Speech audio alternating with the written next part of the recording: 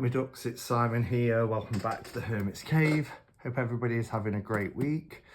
Okay, so I've taken delivery from Cheryl at Oneness Emporium, and I've cut all around the sides just to make it easier to access. I know what this is because she very kindly messaged me and said that this deck had been dispatched. And it's the Witch Sister Tarot, which, do you know, I think it's at least 2 years that I've known about this deck, that it was going to be created. I've seen some pictures online. It is by Julia Jeffrey, who, as you will recall, is the creator of Tarot of the Hidden Realm. This deck is a beloved deck within the community. It was first released 11 years ago. Can you believe that? Back in 2013. I think I got my copy around 2017. There was a little bit of controversy around the cardstock, but I actually really got lucky because I had the new style box, as it was at the time, with the magnetic closure rather than the big tuck box. And the cards in it were a lot thinner than they originally were. As you can see, it's quite a thick deck. I have these in purple because even though it's two-tone grey, it had like a purpley hue to me. And so I decided just to edge the deck in purple, and I really liked it. It used to sit out on my shelf with a crystal on top for the longest time. But somebody sent me a gift package, care package, however you want to term it. And in there was Tarot of the Hidden Realm with just a band around it or a ribbon, something like that. And it was the original thick cardstock. So I gifted my other, but obviously kept the box because it was an improved box. And I think there was a change to the guidebook as well, but so I was really pleased to actually get the original deck from 2013 where it had the thicker cardstock. Yeah, and this is, like I say, it's a well-known deck. It's a beloved deck within the community. Lots of people love it and have done readings with it, and we see it quite a bit. I think I've even done a throwback Thursday on Tarot of the Hidden Realms a couple of years ago. And so now we have Witch Sister Tarot. I'm not sure who does the guidebook in this. It's Barbara Moore who did the guidebook with the Tarot of the Hidden Realm. It doesn't say. I mean, it's been released by Llewellyn again. So let's have a look at I love opening these little envelopes from Cheryl. And she puts these beautiful bookmarks in now as well, so I'm getting quite a collection of them, but they always come in handy. So we'll pop that there. Thank you for ordering. And then we've got a couple of, this is from the Steel Wizard Tarot. Not quite sure about that one. It was very bubbly gum type deck, but thank you, Cheryl, for the little extra bits. So I'm not going to do a side-by-side video of Witch Sister or Hidden Realm because one, it's been done. I've seen that there are videos like that out there. I haven't watched them, and the reason why I haven't watched them is because I knew this deck was coming to me, and I'd seen some of the images online as the deck was being created, enough to know that I was going to really love this deck. So I wanted that sort of element of surprise. There's nothing nicer, is there, than receiving a delivery, opening it up and having that excitement about walking through a new deck, whether you do it as content or just, you know, sitting in an armchair with a cup of tea and just enjoying that experience for the first time. So as usual with Llewellyn, lovely presentation, really nice, sturdy wraparound hard box with a magnetic closure. Love the design on the front. She looks fierce, really fierce. I love the feathers on her garment as well. Okay, so it says, fly into the heart of tarot with your witch sisters. And I really love this little pentagram here. Looks like it's drawn in blood, doesn't it? Thrumming with the power of Celtic legends and kindred spirits, this hauntingly beautiful deck captures the bold and mysterious nature of witchcraft. Julia Jeffrey's evocative artwork reimagines the Rider-Waite-Smith system into the world of iconic witches, magical familiars, and extraordinary stories. The full colour guidebook shows you how to invoke the aid of deities, connect with the elements, and make magic in your readings. Each card inspires a profound sense of chosen family, through which you'll find boundless wisdom and your sisters in tarot. And again, you know, I started to say I never finished about why I'm not doing a comparison.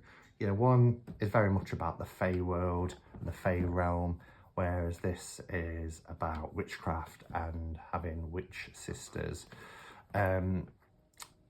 I always say it as well, but and I don't have any issues with this being very female-centric, but, you know, males are witches too, and I think sometimes that is overlooked. On the inside, it says, the magic of the ancestors beats in your blood. Feel its power and free your wild soul. That's really nice. Again, we've got a pentacle here. We've got these, looks like crows flying in the sky. I'm not sure if there was a design on the inside. That was more of just kind of a pattern effect. But so it looks like Julia Jeffrey has done the book as well as the deck this time. So it was a collaboration with Barbara Moore last time, as I said. But this is beautiful, isn't it? Oh wow! Oh, look at this! How amazing is this deck going to be? Ah, I love it already. Love it already. All right, let's take out the cards. They don't seem too bad. I nearly set the box on fire then. Yeah, we've got this design at the bottom. You can take this out if you don't want this. So I know some people, myself included, with some decks have popped them into bags, and then they put the book in the bottom and the bag on top, and then you're not restricted by this, but that's up to you. I like the fact that you've got the choice of whether you want that in or not. Just bear in mind, if you take it out, you do just get like a plain cardboard underneath. That's the only thing, so it's not as attractive as having the inlay. Okay, so lovely book. It feels quite heavy. And here it says, meet your witch sisters and enjoy boundless wisdom. As you pick up the cards and begin your journey, you will feel magical power thrumming at your fingertips. The power of plants, animals, spirits, and witches. Their power is your power, and this guidebook contains everything you need to unlock it. Taking flight with the Witch Sister Tarot reveals the Celtic folklore and divinatory meaning behind each card. Julia Jeffrey introduces you to your sisters, guiding you through both arcanas and the court cards. Along the way, you'll find sample spreads, captivating stories, and explanations of the 4 elemental suits: trees, waters, skies, and stones. Okay, so they have switched the suits from wands, swords, pentacles, and cups. So we've got trees, waters, skies, and stones. I will probably see trees is very earthy for me, as is stones. I would imagine that trees is wands, waters is obviously cups, the water suit, skies is air, the swords, and stones is pentacles, the earth. But for me, trees and stones are very much of the earth. Now is the time to fly with kindred spirits into the wilds of witchcraft, where magic and tarot work together to reveal the answers you seek. So, as I said, it's beautiful. It's that glossy paper. The artwork is incredible. The expressions in the faces is just quite powerful. It tells you a little bit here about Julia. It's 2023. Now, these decks only arrived in the UK this week. I think it was on Monday. And Cheryl shipped them out as soon as she got them. And she put a picture, I think, in the Hermit's Cave of, you know, the sheer amount that she had to send out. So it's a popular deck already, I think. And I know a lot of people have had this quite a while because it was released before Christmas in the US and probably other places. Also by Julia Jeffrey, Dream Fairy Inspirational Cards. I wasn't aware of that. And Tarot of the Hidden Realm. I did have a little set of cards that I used to have next to my bed by Julia Jeffrey. And it folded out into a frame and you could put the card each day into the frame. Look at this artwork. For my Justin, my love, and for my Elfrida Beetle and Isadora Dumpling, the most beautiful and annoying cats on the planet. That's gorgeous. Elfrida Beetle and Isadora Dumpling. Isadora Dumpling, isn't that great? Great name. Just look at these. Some acknowledgements, and then we have the contents here. So we have the introduction, beginnings, so it goes through tarot origins and the first steps. Part 2 is the gathering. That's where we have the major and minor arcana and the 4 suits. And then part 3 is taking flight. Chapter 5 is spread, 6 is making magic, and then there's a reflection. Is that like note pages? Reflection, so here's our spreads at the back. Making magic, light a candle, reflection. It's just like a closing thought, really. So just stunning. Oh gosh, these are amazing. I think I'm going to probably even prefer these to Hidden Realm. I think it's because as a pagan, I feel more connected with, you know, witches and witchcraft other than the Fey world. Just me. Okay, so yeah, I mean, cardstock, I'm not going to keep going on about it. It's not too bad, and I imagine if you're a riff or shuffler, it's great, but I've seen a lot worse, so it's not too bad. But when you compare it with the original Hidden Realm,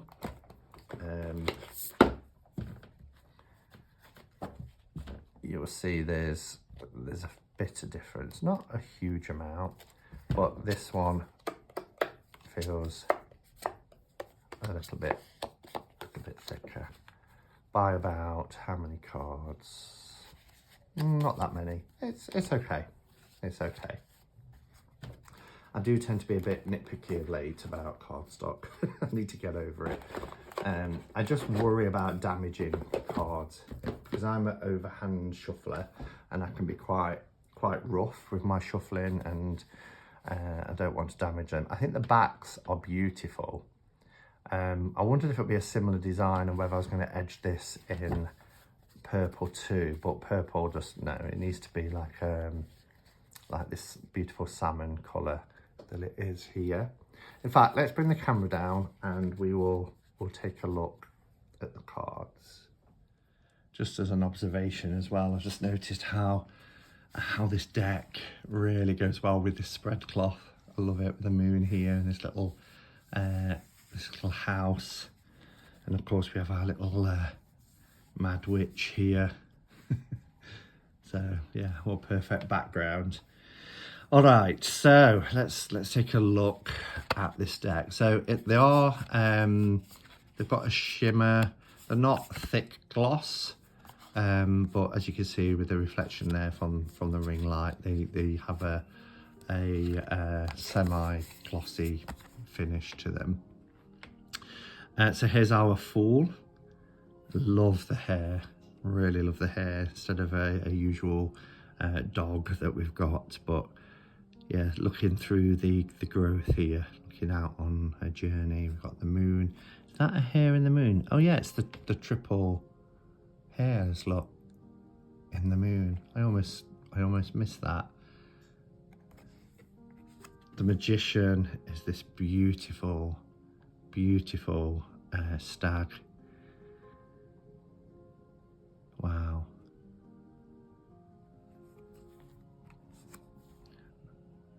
Okay, so some of the titles have changed as well. So for our High Priestess here, we've got Nikneven. Don't know if I've pronounced that right.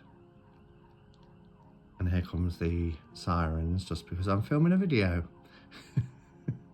But it's very witchy, very pagan, is it? Love this. The Queen of Alphemy. It looks like there's quite a lot of changes to the titles. So here's our Empress. I mean, obviously it's going to take some time getting to know all the kind of the characters, that especially with the changes from, because it does mention the RWS on the back of the box. However, you know, you've got your numbers to help you as well. So if this was shuffled and you pull this card and you see like a queen, my first thought with a queen would be that it's a court card, but then obviously you've got your Roman numeral here to say that it's a. And is it colour coded? No, they're not colour coded. I was wondering if the bottoms helped you to let you know if it's a major or minor. But it's, I mean, it's a beautiful card. We have the Tree of Life here for our Emperor card, which is really interesting.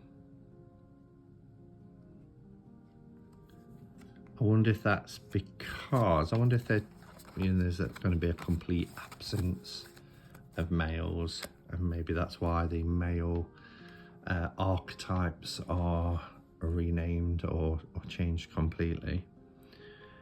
Because again, this is the Hierophant card, key 5, and it's the tradition, which I like tradition for the Hierophant. Look at the detailing in her face though. The Lovers, so we do have representation here from the first male that we've seen so far. It's beautiful. I love all the thistles, and we have Flight for our Chariot card.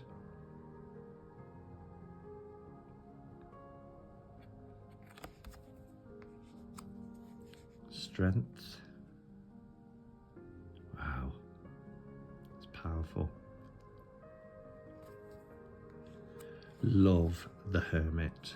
Really love this. Such a kind face. Beautiful. So for our Wheel of Fortune card, we've got the Spinner of Threads. Now when it said in the book it gives you stories, I'm wondering if there are stories associated with the archetypes here. So now might be a good point just to have a quick look at what the book has to say here. So you get a little bit of a write-up here, and then you get your divinatory meaning. So a paragraph on each. So the Spinner of Threads, it says, traditionally the 10th card in the major arcana is titled the Wheel of Fortune and is packed with diverse esoteric symbols. However, for the Witch Sister Tarot, it felt like something simpler and more tangible was needed. Wool, in many ways, is the raw stuff, the very fabric of life. Certainly in rural Scotland, for century upon century, sheep have been essential to the survival of the common folk. Tending the flock, sharing the fleeces, then cleaning, carding and spinning the wool into yarn were skills that most country women would need to acquire. The dexterity and flair shown in woven and knitted textiles from the Highlands and Islands in particular are celebrated worldwide to this day. So I really do appreciate having a bit of a write-up to explain, you know, the changes in the cards. Similarly for the Hermit, it's telling you who the character is here. So yeah, so it's useful. It's really useful to have a book like that that's not just divinatory meanings. Here's Justice, which is 11.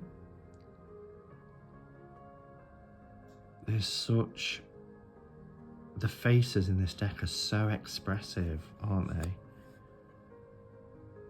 Initiation for the Hanged card, the Hanged One, Hanged Man. We have Initiation. We do have Death, and this is beautifully represented here. Wow. We have Flow rather than Temperance. Beautiful colours.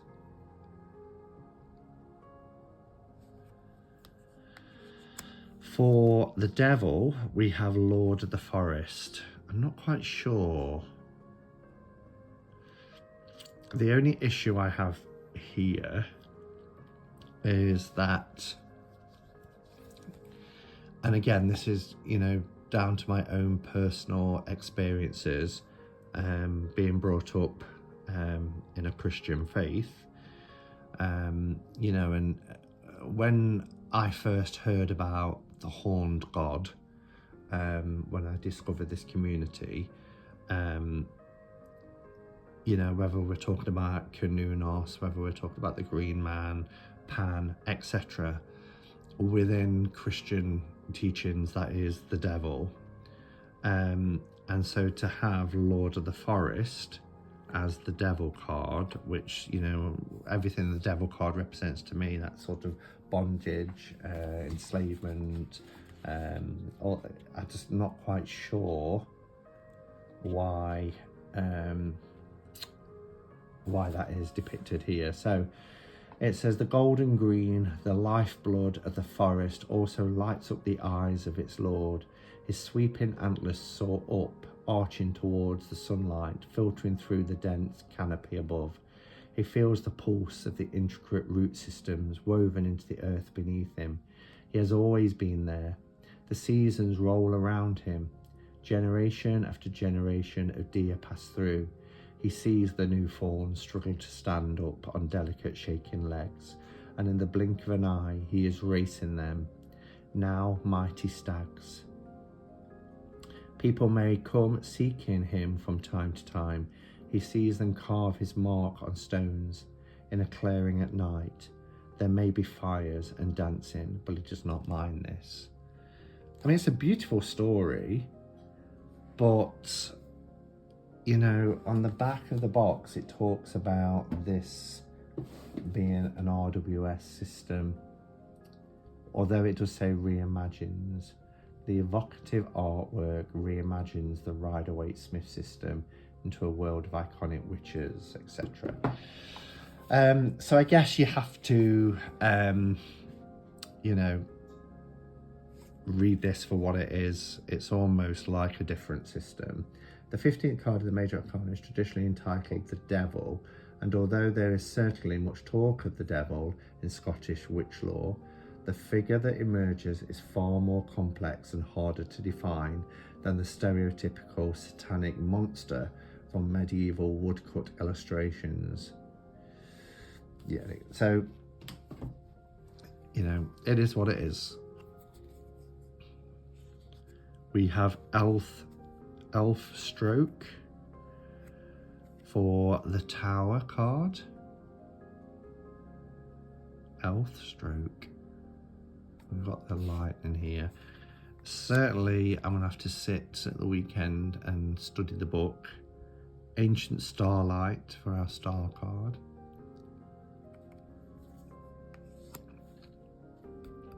This is very similar to a card that's in Hidden Realm. Moonchild and the Sun.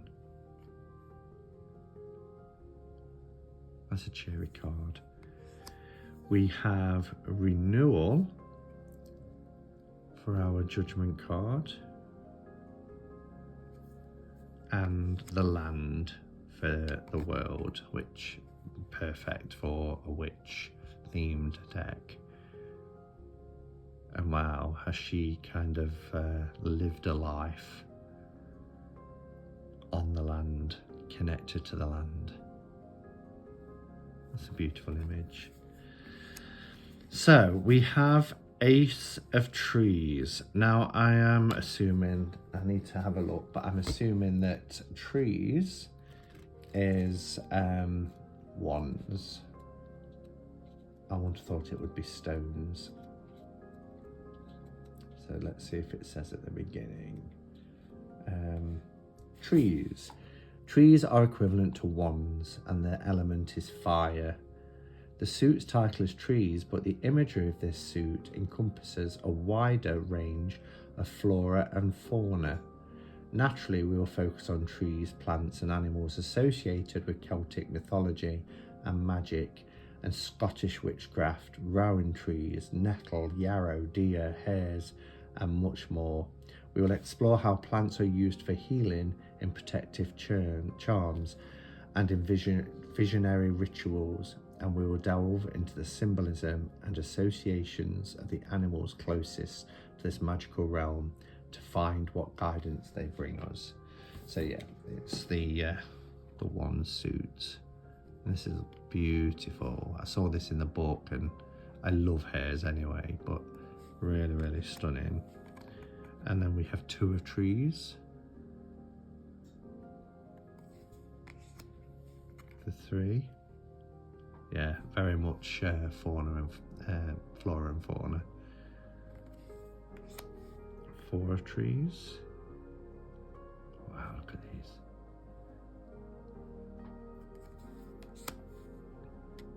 The 5.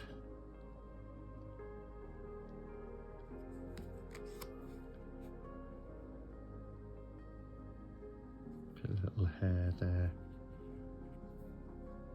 It's like a tattoo on her chest.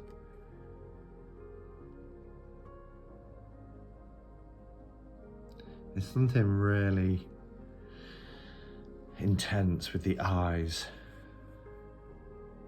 That's something that Julia Jeffrey does really well, is the expressions, the eyes, the intensity of the stare.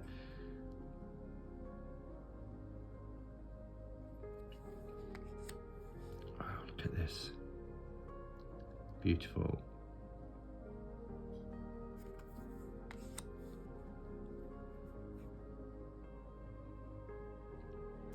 So for our courts, we have Maid, Witch. So, I mean, traditionally it would be Page, Knight, Queen and King, but this isn't a traditional deck at all.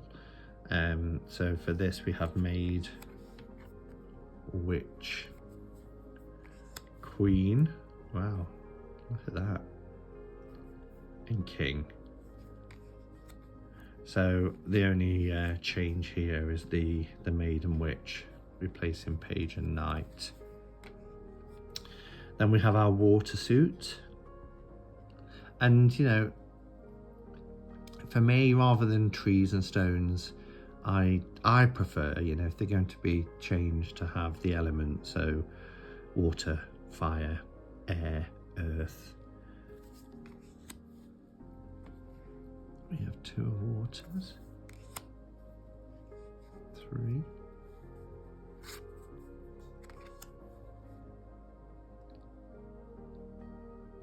I love how they have these images kind of on the skin.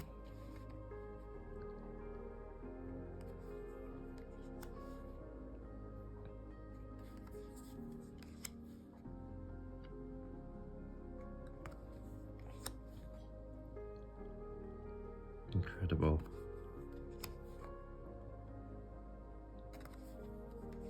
Oh, look at this. I mean, just look at that.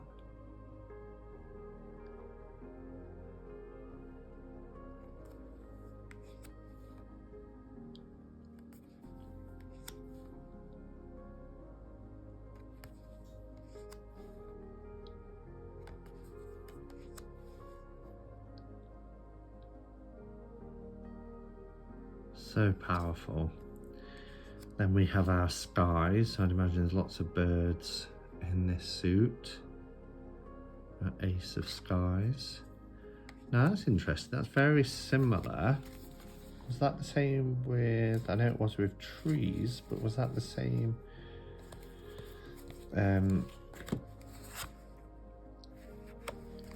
when we got to waters? Not entirely, but yeah, they're very similar.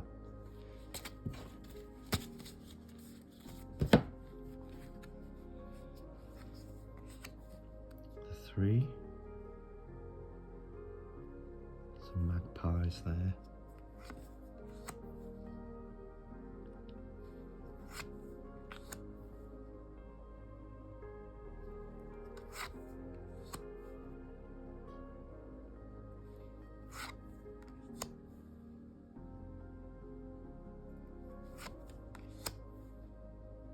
And it's very in Julia Jeffries style, you know, having the kind of head and shoulders kind of images.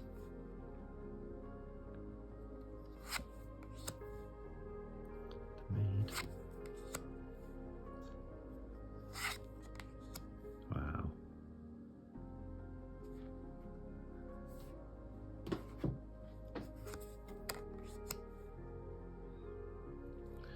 Now, final suit, look at this, is our stones, the earth suit. We've got this snake. So the 2s, yeah, they do kind of follow a theme.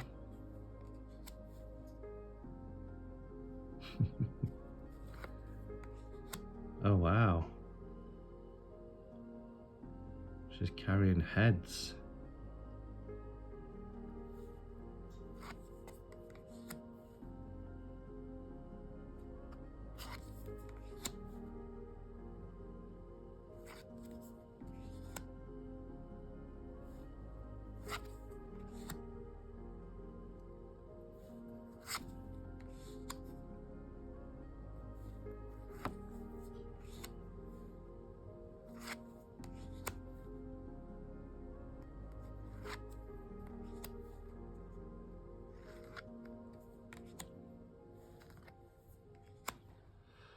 Okay, so there we have it. Oh, nearly threw them.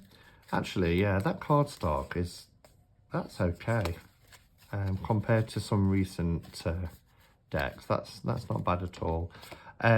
So, first impressions, overall thoughts. Artwork is absolutely phenomenal. Really, really beautiful.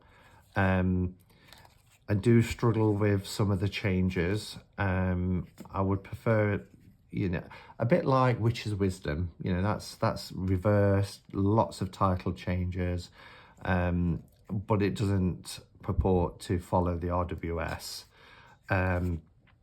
So, you know, if you're coming to the tarot for the first time and you choose this deck, which I think this is going to be very popular and it's going to be available in lots of shops and stuff, then the guidebook is absolutely necessary. But at the same time, if you're a seasoned reader and you follow the RWS, you would probably, like I said, knowing the numbers and everything, you would still interpret it the way you would. But I think for me, having the guidebook will add that, you know, extra kind of dimension to it. I want to know why, you know, the Hanged Man is the initiation, or flow for temperance. You can make the link, depending on your level of experience. Lord of the Forest, you know, for the Devil card, I did kind of struggle with that a bit. Elf Stroke, for example, I need to read about. But anyway, and the fact that we've got, you know, Ancient Starlight and Moon Child, but then we just have the Sun. But again, I'll have a look in the book. Trees, having trees and stones in there could be confusing, and it was until I had to look up that, you know, trees was definitely wands. I kind of assumed they would be when you think of wands and how they're depicted in the RWS. They're of wood, and then historically we've had batons and things like that for wands. So that was my thinking, but both stones and trees are of the earth for me. So I would have preferred just sticking with the elements of, like she has with water. But anyway, they're little things. It's just my overall views. Can't take anything away from just how powerful this deck is. It's very in keeping with her art style of having these kind of close-up facial images. And they're powerful. They really are powerful. They're detailed and expressive. It's a stunning deck. So for those of you who's had this deck a while, let me know your thoughts. Have you been enjoying getting to know it and work with it? Have you found it easy to read with some of the changes? If you're thinking of getting it, let me know, and let's have a discussion in the chat below. Thanks for watching, everyone, and until next time, go in peace. Namaste and blessed be.